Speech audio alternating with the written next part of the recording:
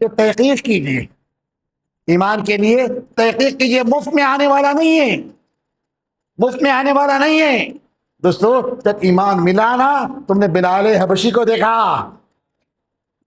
تم نے بلال حبشی کو دیکھا، دیگر صحابہ کو دیکھا، سب کچھ تکالیف برداشت کی، عیش تھی، لیکن ایمان کا سودا نہیں کیا، ایمان کا سودا نہیں کیا۔ سب جان جائے کوئی فرق نہیں پڑتا، لیکن ایمان نہ جائے۔ یہ ایمان ہوتا ہے، کب ہوتا ہے؟ جب ایمان کو سمجھا جائے، ایمان کی حقیقت معلوم ہو جائے۔ ایمان اتنے تحقیق کے بعد ابراہیم کو ایمان ملا۔ ابراہیم کو ایمان کب ملا؟ کیسے کیسے مرحلے آئے دوستو؟ اسماعیل کو ذبح کرنے کا موقع حکم ہوا، ایمان تھا ابراہیم کا، اسماعیل کو ذبح کر دیا۔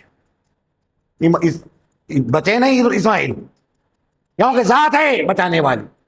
دیکھ کنگارے میں ابراہیم کو ڈال دیا گیا، ابراہیم کے چہرے پر جنبش تک نہیں آئی، کیوں؟ ایمان تھا ابراہیم کے پاس۔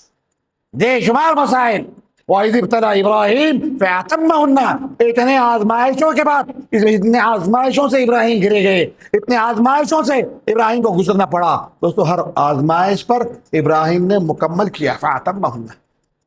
انہی ایک آزمائش میں ابراہیم نے ایک جگہ معروضہ رکھا، ربی ارینی کیف تحیی الموتى۔ ایمان کیسے حاصل ہوتا ہے؟ ایمان کے لیے کیا کیا ہم کو تجربے کرنا ہے، کیسے کیسے ایمان کو حاصل کرنے کے لیے ہم کو اپنے آپ کو گلانا ہے۔ معروضہ رکھیے آپ بارگاہ الہی، پہلے ایمان کو سمجھیے، اس کے بعد آپ معروضہ رکھیے۔ اتنے تجربے دینے کے بعد ابراہیم ایک اسٹیج پر بارگاہ الوہیت میں رجوع ہوتے ہیں، کہتے ہیں مولا ربی ارینی، مجھ کو دکھلا دے تو مردے کو کیسا زندہ فرماتا ہے۔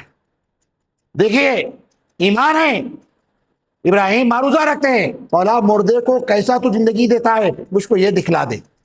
جواب آیا اولم تؤمن، ابراہیم کیا تم کو اس بات پر یقین نہیں ہے، اس بات کا تم کو یقین نہیں ہے؟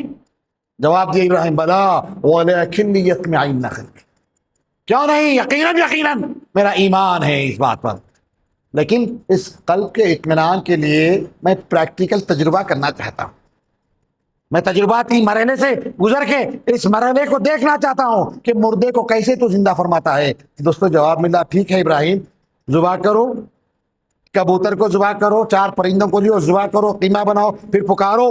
جب ابراہیم پکارتے ہیں سارے کے سارے پرندے آ جاتے ہیں، زندہ ہو کر آتے ہیں۔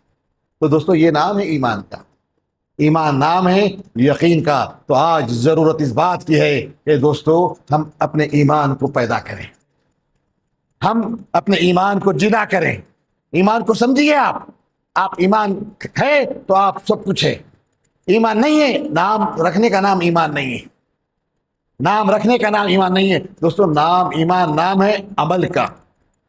ساری دنیا ایک طرف، ایمان ایک پلڑے میں رکھ دے تو دنیا کا ایمان کے پلڑے کو زیر نہیں کیا جا سکتا، ایمان کو زیر نہیں کیا جا سکتا۔ حاضرین محترم اس طرف توجہ دیجیے، ہمارے پاس کیا ہے؟ لا الہ الا اللہ، بہت بڑی کنجی ہمارے ہاتھ میں، بہت بڑی کنجی ہمارے ہاتھ میں، لا الہ الا اللہ۔ دوستو اس لا الہ الا اللہ کو سمجھیے، اس لا الہ الا اللہ کو سمجھیے، غور کیجیے، فکر کیجیے۔ ایمان نام ہے، قرآن جا بجا ہم کو کیا کہہ رہا ہے؟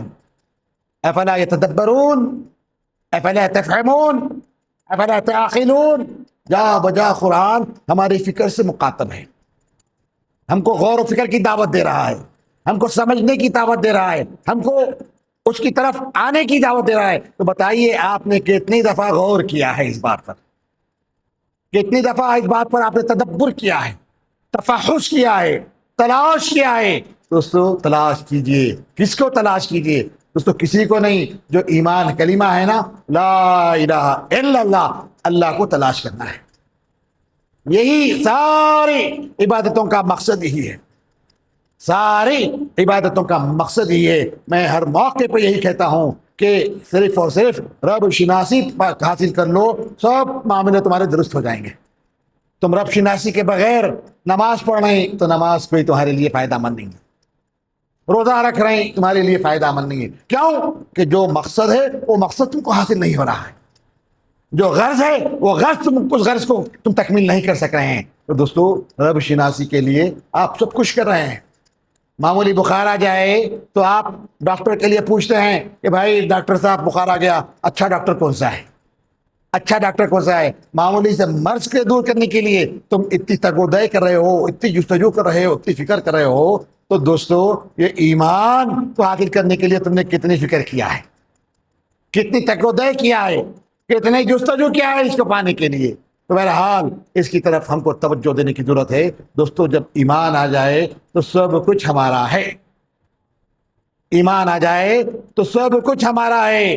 چاند ہمارا خادم, سورج ہمارا خادم, زمین ہماری خادم, آسمان ہماری خادم, سمندر ہمارے خادم, ہر چیز ہماری خادم. ہم مخدوم ہو جائیں گے, ہم مخدوم ہو جائیں گے. ایک پیدا کر کے دیکھیے آپ, اس کو ایک جلا دے کر دیکھیے, پھر اس کے بعد دیکھیے کیسی ہماری کیفیت ہو جاتی ہے. دوستو شان ہمارے لیے ہے, آج ہم رسوا ہو رہے ہیں. آج ہمارے حالات کو دیکھیے آپ, دنیا میں دیکھیے آپ, کوئی ایک محدود دائرے میں مت دیکھیے, دنیا کے ہر حصے میں آج